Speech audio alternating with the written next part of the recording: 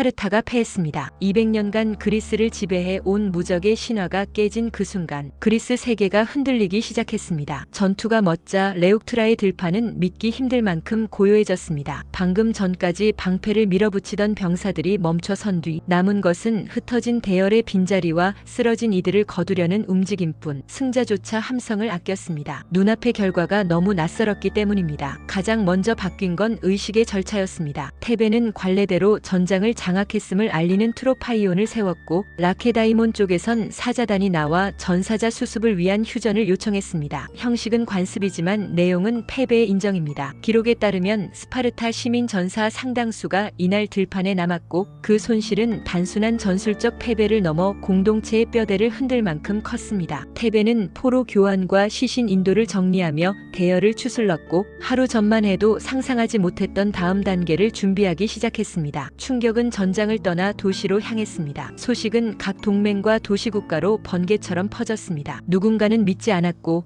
누군가는 곧바로 계산을 시작했습니다. 스파르타에선 축제를 이어갔다는 전승이 전해집니다. 겉으로는 침착했지만 그 뒤편에선 냉혹한 현실이 움직이고 있었습니다. 상실을 받아들이는 순간부터 스파르타의 병력 구조와 시민 계층에는 회복하기 어려운 균열이 생겼습니다. 인구가 적은 공동체에서 숙련된 시민전사 수백 명의 공백은 다음 세대까지 미칠 규모였습니다. 그리스 전역의 동맹 지도는 빠르게 재편되기 시작했습니다. 펠로폰네소스의 여러 도시는 더 이상 한 방향만 바라보지 않았고 몇몇은 스스로 연맹을 꾸려 균형점을 찾으려 했습니다. 그 한가운데서 테베는 주도권을 시험받습니다. 이제 전술의 승리를 정치의 언어로 번역해야 했습니다. 새로운 전쟁, 병사가 아니라 제도와 외교가 맞붙는 전투였습니다. 레옥트라 이후 가장 결정적인 움직임은 펠로폰네소스로 향한 테베의 원정이었습니다. 테베는 동맹군과 함께 남쪽으로 진격해 수세기 동안 스파르타의 경제와 군사력을 떠받치던 구조를 해체하기 시작했습니다. 메세니아의 해방과 성체 도시의 건설은 상징을 넘어 구조의 전환이었습니다. 경작지를 되찾은 사람들은 새로운 시민이 되었고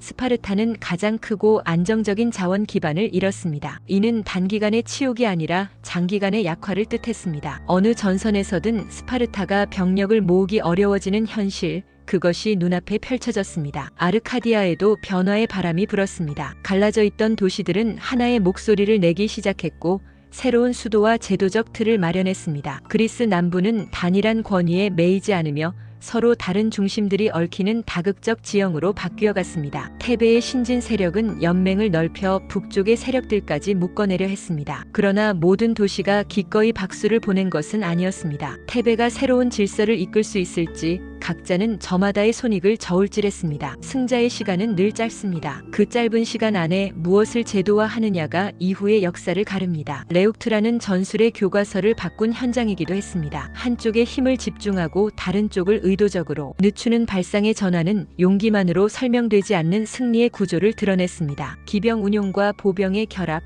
지형의 활용, 유연한 지휘는 이후 수십 년간 그리스 전장을 연구한 이들에게 표준처럼 인용됐습니다. 무엇보다 두려움의 균형이 바뀌었습니다. 스파르타라는 이름만으로 형성되던 심리적 우위가 사라지자 많은 도시가 싸워볼 수 있다는 감각을 되찾았습니다. 이것이야말로 전쟁에서 가장 무서운 변화였습니다. 그러나 역사는 새로운 중심을 쉽게 허락하지 않습니다. 테베는 스파르타를 넘어서는 권위를 세우고자 했고 몇 차례의 남하와 동맹 재편으로 영향력을 넓혔습니다. 그 과정에서 옛 동지들과의 이해는 갈라지기도 했습니다. 해방과 자치의 깃발 아래 모였던 동맹은 시간이 갈수록 각자의 이익을 더 따졌습니다. 테베는 군사적 성공을 정치적 합의로 고정시키려 했지만 그리스 세계는 이미 너무 다원적이었습니다. 레옥트라의 승리가 곧바로 테베의 시대를 보장해주진 않았습니다. 그럼에도 이 전투의 유산은 그리스 바깥까지 퍼져나갔습니다. 그 전략과 전술을 눈으로 본 젊은 군인들 가운데에는 고향으로 돌아가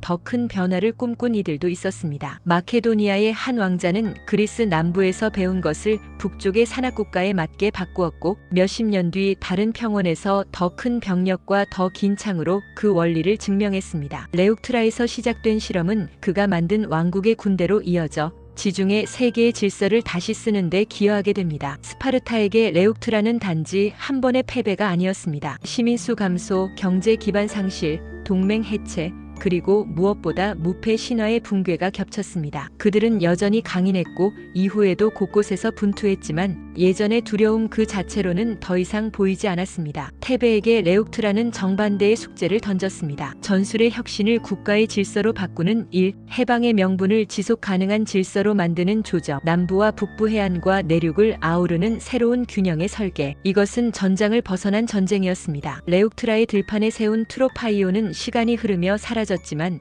그날 생긴 균열은 오래 남았습니다. 그 균열은 도시국가의 한계를 드러냈고 누가 가장 용감한가가 아니라 누가 구조를 바꾸는가가 역사의 기준이 되어야 함을 보여줬습니다. 테베의 장군들은 그 사실을 누구보다 먼저 실험했습니다. 그래서 레옥트라는 승리의 기록이자 동시에 다음 과제를 예고하는 서문이 되었습니다. 이제 이야기는 다음 장으로 넘어갑니다. 스파르타를 꺾은 그들이 어떻게 펠로폰네소스 깊숙이 들어가 옛 질서를 해체하고 새로운 도시를 세웠는지, 그리고 연속된 원정 끝에서 어떤 반격과 시험을 맞는지 살펴볼 차례입니다. 강대함을 무너뜨리는 일과 그 빈자리에 질서를 세우는 일은 전혀 다른 일입니다. 테베는 곧 그 차이를 알게 됩니다. 역사는 승리와 패배의 숫자만으로 움직이지 않습니다. 선택과 제도 그리고 신화를 대체하는 새로운 상식이 역사를 움직입니다. 레옥트라는 그 전환의 순간이었습니다. 한 도시국가의 신화가 사라진 자리에서 새로운 가능성과 새로운 불안이 동시에 태어났습니다. 그리고 그 여파는 우리를 그리스의 마지막 대전투 중 하나로 이끌고 있습니다. 다음 이야기 만티네이아 전투, 테베의 절정과